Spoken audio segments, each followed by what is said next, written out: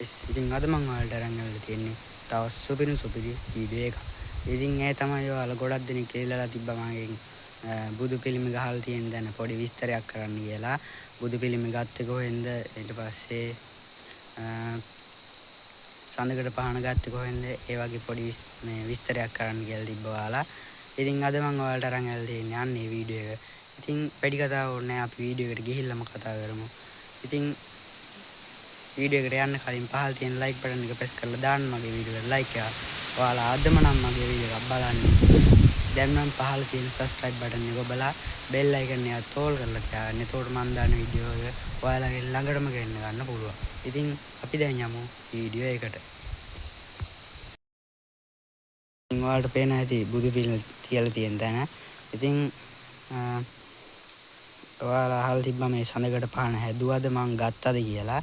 ඉතින් මම මේක ඇත්තටම හැදුවේ නෑ, ගත්තා. ඊට පස්සේ බුදු පිළිමේ ගාන කීයද ඇහුවා.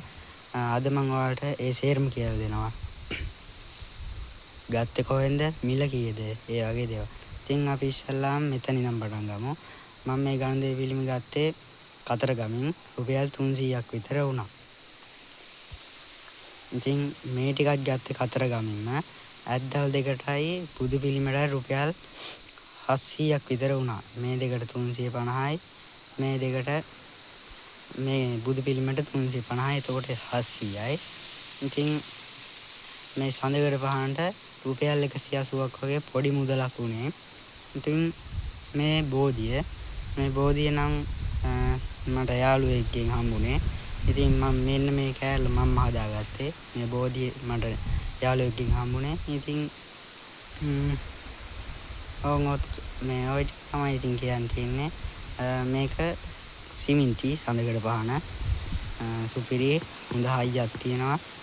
ඉතින් බුදු පිළිමේ ලස්සනයි. රුපියල් 350ට පාඩු නෑ. ඉතින් ඔයාලත් කතරගම ගියොත් අනිවාර්යෙන් ගන්න. ඔය වගේ තමයි ඉතින් කියන්න තියෙන්නේ. ඉතින් අද වීඩියෝ එක මේ විදිහට ඉවර වෙනවා.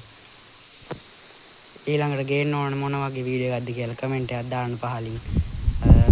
ආයෙත් මතක් කරනවා subscribe කරලා නැත්නම් දැම්මම subscribe කරන්න.